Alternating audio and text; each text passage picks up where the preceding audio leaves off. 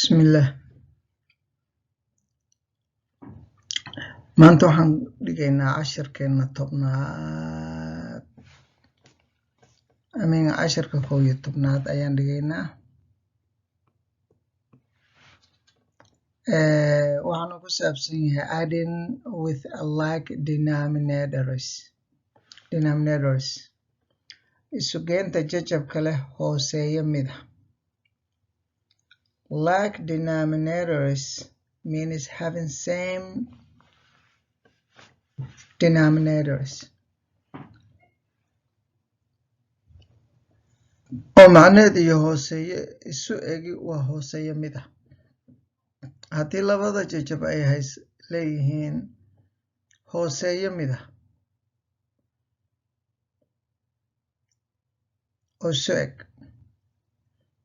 labadoodaas waxaan dhahaynaa waa hooseeyaashoodu waa mid. waxaan arki doonaa hadhow jajabyo hooseeyaashoodu kala duwan yahay, laakiin hadda kuwaan ka shaqaynaynaa waa jajab aan isu geynayno oo hooseeyaasheedu uu mid yahay. haddii aan isku darayno laba jajab oo leh hooseeyo isku mid ah, waa sida adigoo isu geynaya laba nambar oo caadi ah isku daray, sida 10 iyo 6 kale isku daray oo kale ayaa sidaad isugu dari lahayd ayaad jajabkan isugu daraysaa. oo macnaheedu waxba kama qabanaysid gaara inaad u baahan tahay farsamo kale oo aad ku simayso labadii farashan ma aha. waana arki doonaa tusaalayaashan ku arki doonaa soo socda. qaabka la isugu geenayo marka sidee buu noqonayaa? qaabka la isugu geenayo waa sida tan. mathalan waxaad haysataa jajab isku dhafan oo midna uu yahay jajab midna number yahay. nambarka u geynaysaa, labada sareeyana waa isu geynaysaa, labada hooseeyana mid baad ka dooranaysaa, mid keliya ayaad hooseeyo uga dhigaysaa.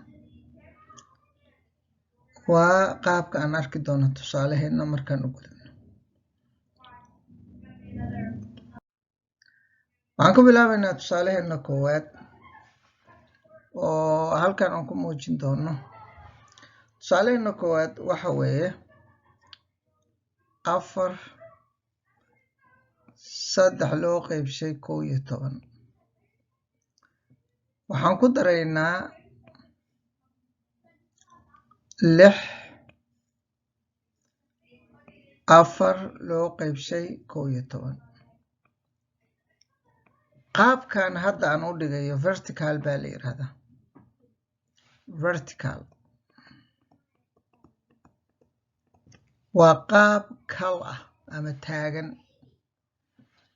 qaabka markaan isugu darayo waxaan arki doonaa anagoo qaab kale isticmaalayna oo toosan ama vertical era. kan vertical baa la yiraahdaa, laakiin kan kale waxaa la horizontal. waa arki doonaa asagana sida weeyaan.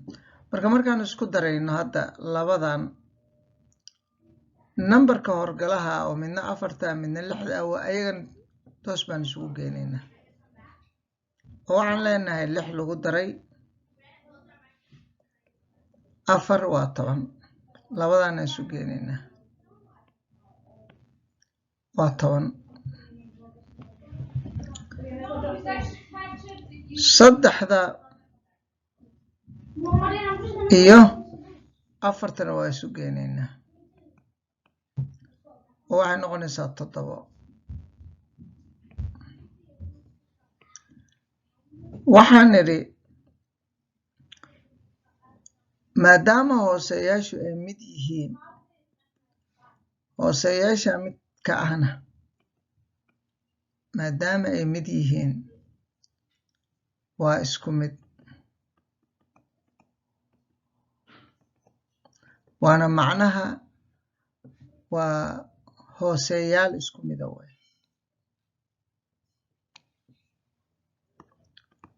hooseeye mid ah macnaha waa hooseeyo isu eg. ayada halka hooseeyaha iskuma darayno waxaan qaadanaynaa hal kamida unbaa mathalaya labadoodii su-aasheena marka waxay noqotay 7 loo qaybshay 13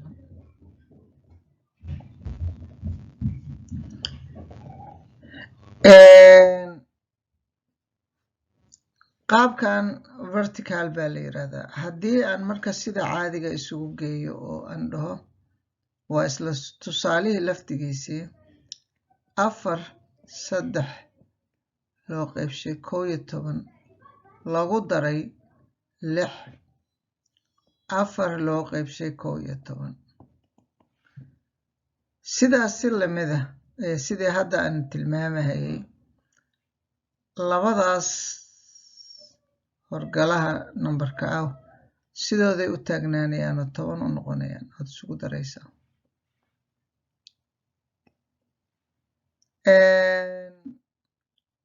labada sareeyaasha ayagana sidaas ay isu raacayaan oo isugu daraysaa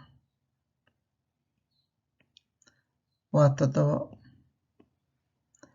hooseeyahana hal baa ka qaadanayna jawaabteena kama dambaystahay waa taas waana tii hadayta aan dhignay mid lamida wey dayta tee aan sameynay mid lamida wey aad ayay u sahlan yahay cashirkan ma aha cashir adag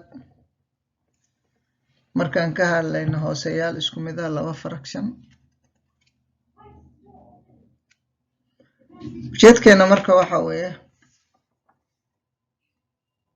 hooseyaashaas iyo markaad isku darayso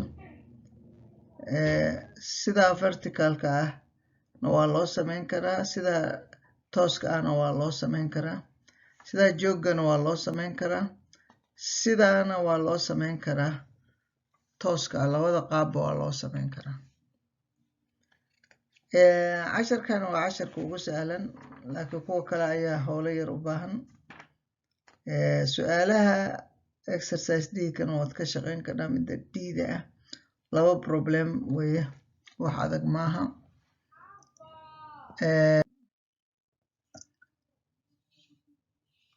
tusaalayaalka kale ee hadda buugga ku qoran ma adka haddii aan tusaale kale ku daro waan isleeyahay numberka 11 oo kale waxaan haystaa numberka oo buugga page-kiisa yahay buugga page-kiisa 76 su-aasha 11aad su-aasha 11aad waxay leedahay 7 14 loo qaybshay 45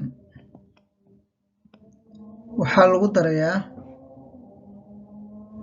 7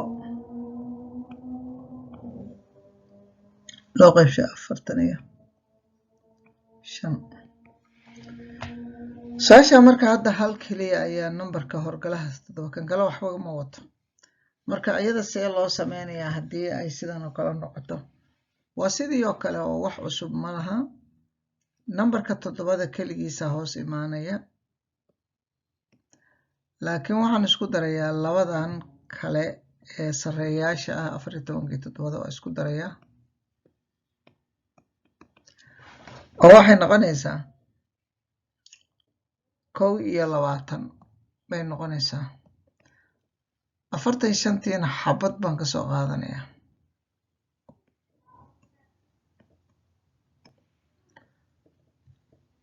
ma fududeyn karaa oo ma simplify gareyn karaa haa ma garanayaa wax labadaba aan ku sii fududeyn karo 21 iyo 45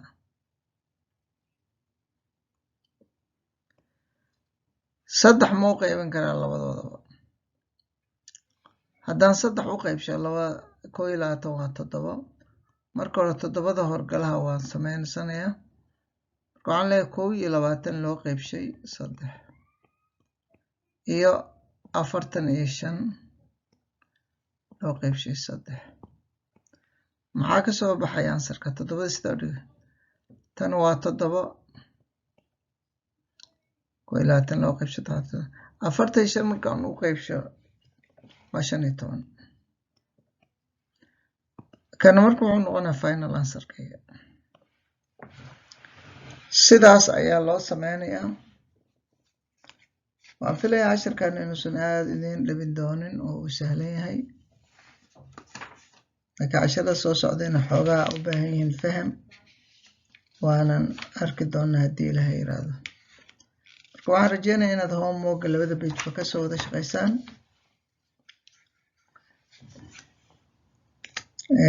markaasna aan hor u socono marka maanta casharkan intaas ku eegay